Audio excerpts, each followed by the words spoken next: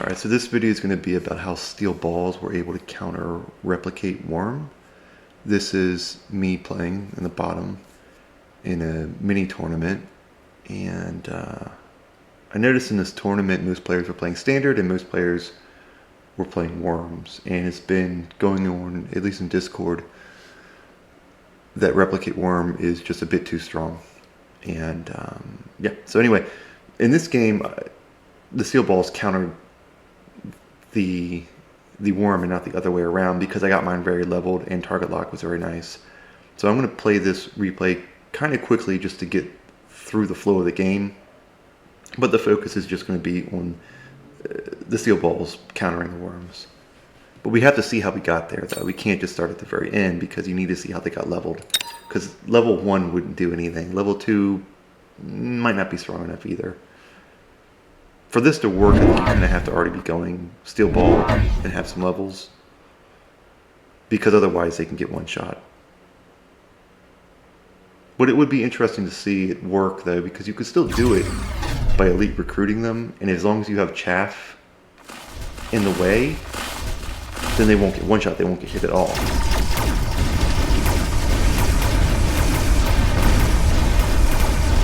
So yeah, most people in this tournament, when I was spectating, all of them played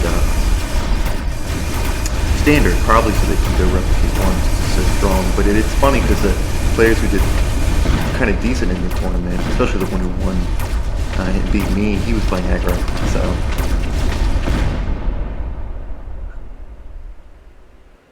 So I would say, yeah, play aggro in the tournament. Don't play standard.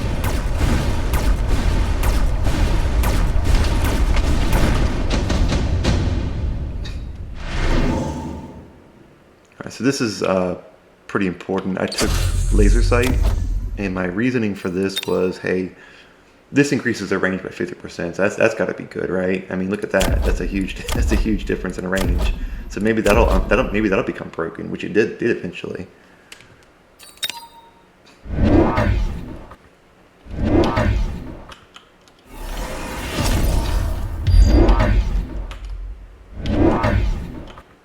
So this is the intermediate tournament, which means players are in an intermediate range of like 1600 to 1800, somewhere around there.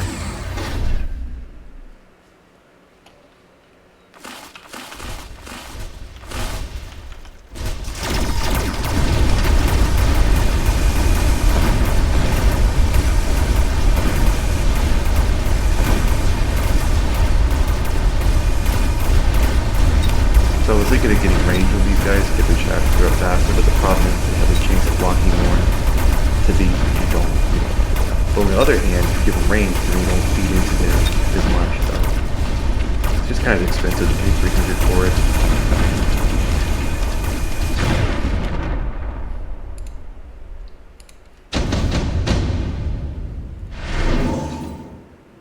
Oh yes, intensive training.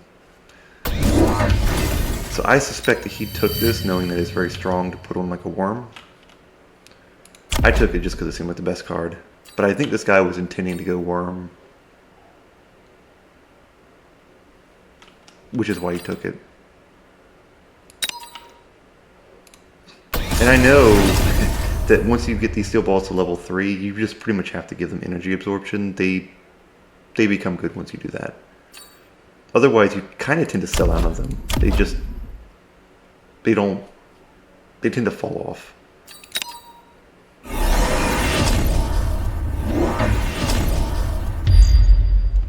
And of course you want them to go towards the tower, feed off the tarantula, hit the tower. Yep.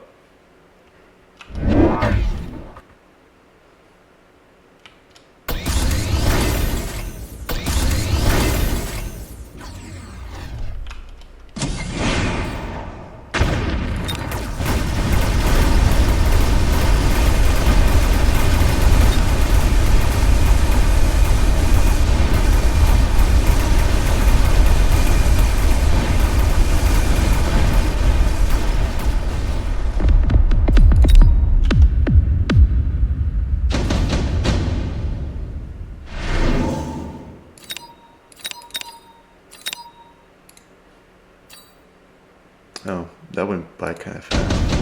Do that again.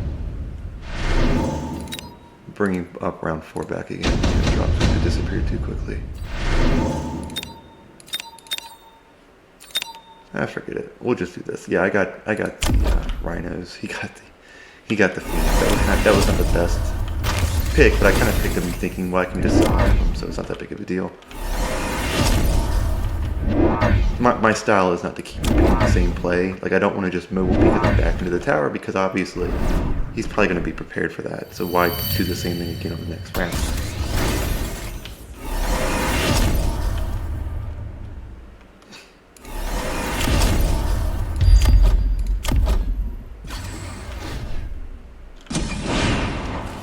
And I put this one here. I didn't know he was going to get phoenixes. I put this one here, you know, because I can then mobile beacon to the left one or the right one. It's kind of nice being able to switch and pivot that way. But I ended up having to set them off because,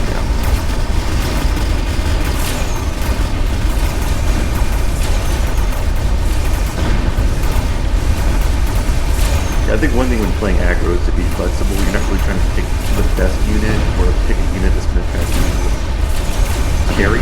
You're just trying to pick what's going to pop the tower and do a lot of HP. You're trying to win the game quickly, not go like the strongest unit, which I ended up doing anyway with these balls here.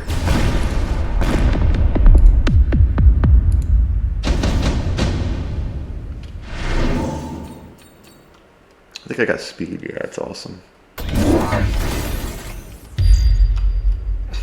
So I'm thinking, yeah, I can just mobile beacon them away from the phoenix. Mobile beacon's kind of strong that way.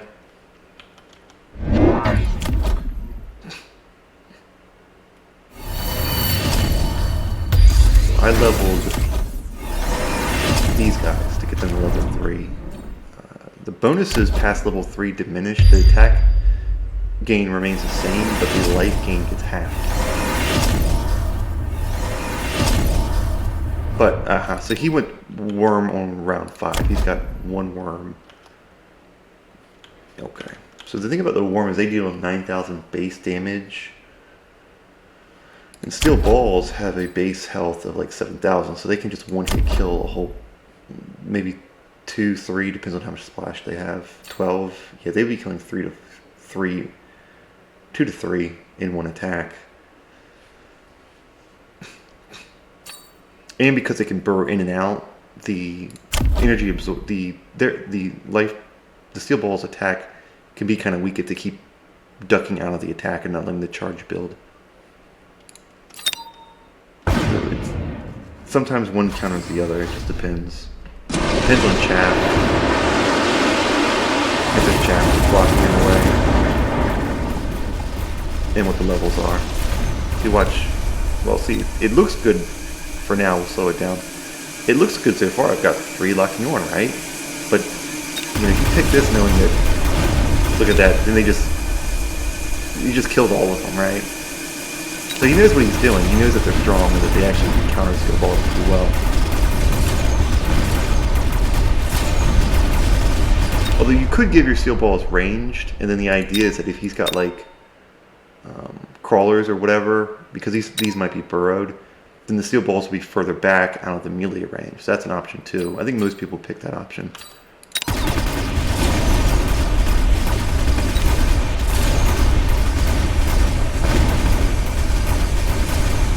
Watch this. See, they built up a charge, but then he ducks in. So it's kind of like steel balls can sometimes not be that good against sandworms, but you just gotta tech them right. You gotta position them right. You gotta have chaff in the right places for them to work one way or the other. The two each counter themselves. It's kind of hard to. There's some nuances to it. So yeah, his worm pivot's successful so far.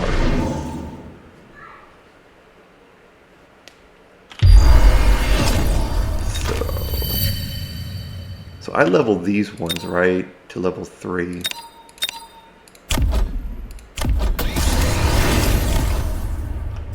Which gives them 21,000 HP. But the problem is that he's got this at level 2, and that deals 18, so at least it won't one-hit kill him then.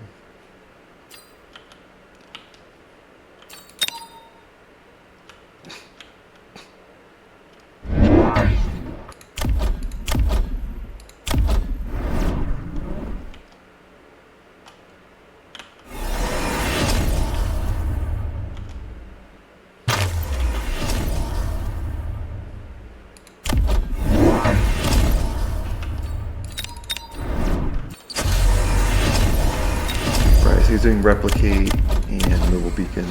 He will mobile beacon later.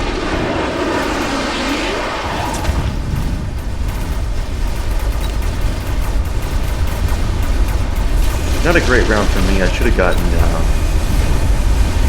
Photon Emission.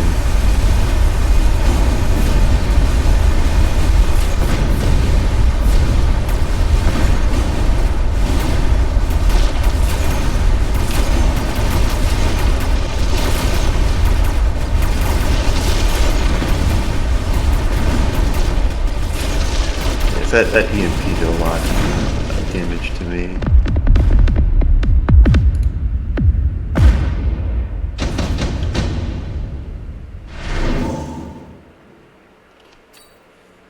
Right. So, oh, and I picked the fortified target lock last round actually, but they got EMP'd, so it didn't really matter.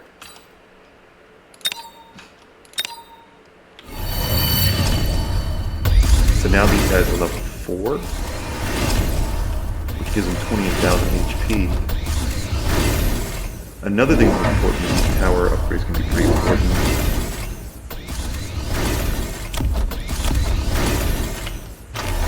You definitely want to take them out of one-shot damage. Now, I got the armor because I just realized that this unit's getting out of control. And so he's got a lot of stangs here, right? Especially these level 3 ones, so being able to absorb all that damage is nice. Getting them the extra HP is great. Now they got 40,000 HP. This brought them up to 40,000 HP. So that gave them plus 30, and then another plus 35, so they just got plus 65% HP. That's nice. So I've decided to make this my carry unit to counter his worms.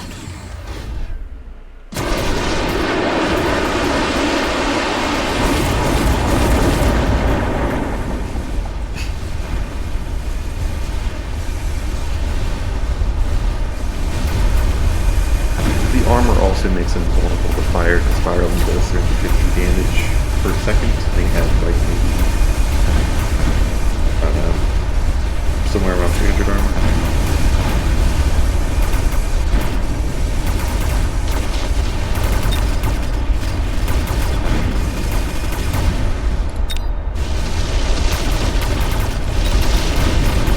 And yeah, I decided to skip range because I bet the laser sights, you can get the tower upgrade to get extra range. This would be 900 meters expensive.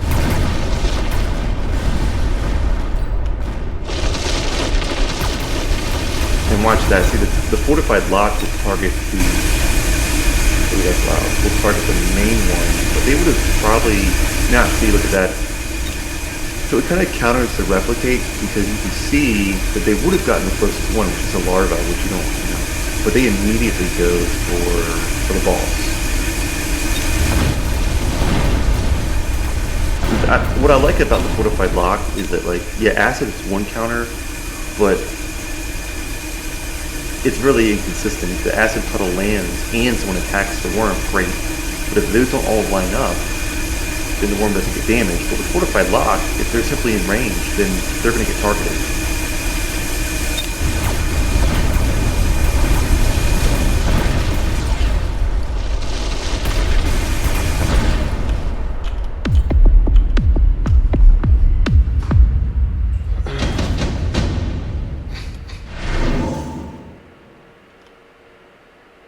Yeah, I picked Lightning Storm because these Phoenixes here. Plus it also denies some sort of wasp play at the end here.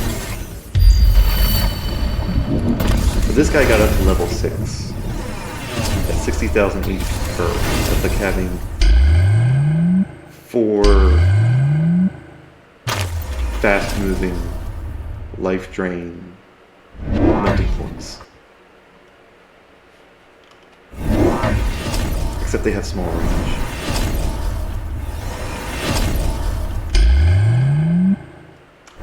Fast. And a little mistake on my part. I should have gotten Photon. It would have just been so worth spending on 400 for that. Because he tries to bring out EMP here.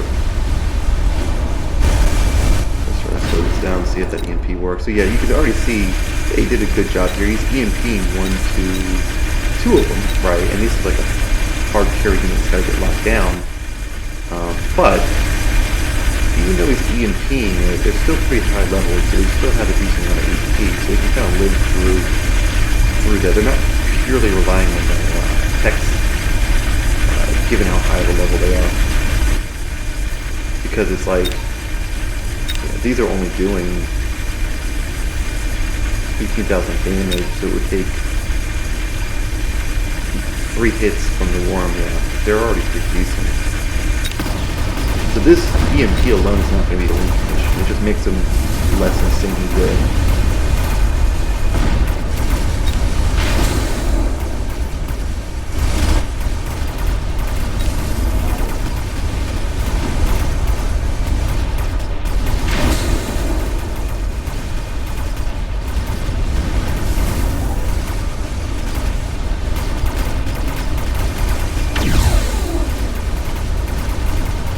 Yep, so that's it. Just wanted to show the steel ball countering meta. Hope that's helpful. Hope you enjoyed the video.